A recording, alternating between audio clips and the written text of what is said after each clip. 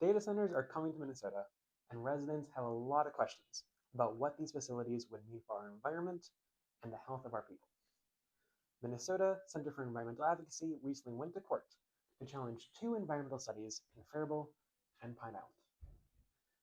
In Faribault, there is a proposal for a data center that, by initial reporting and studies, would consume as much electricity and cause as much of a climate impact as 100,000 Minnesota households.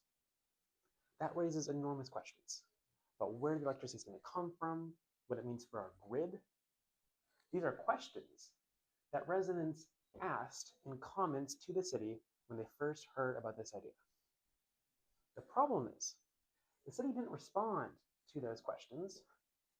Instead, it changed the number, shrinking the estimated electricity and climate impact by 98%. Now, the thing is, based on what we know about data centers, that number doesn't make a lot of sense. What's more, the city in the study does nothing to justify how they came to it. So we are going to court to tell the city that if you're going to make such a bold claim, you need to justify your analysis. We're also in court in Pine Island. Pine Island has the largest data center proposal at 3 million square feet that we have seen in Minnesota.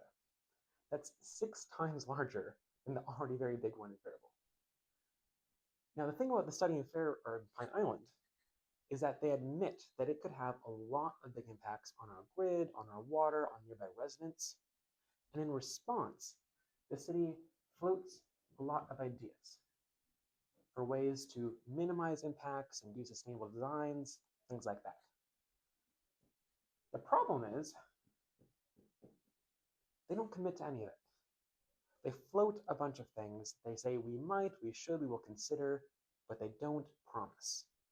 And unfortunately for them, under Minnesota law, environmental review is the time where you don't just float ideas, you commit to them. It is the chance for these proposals to come to Minnesota and make the commitments to residents that they will be doing these things responsibly and transparently.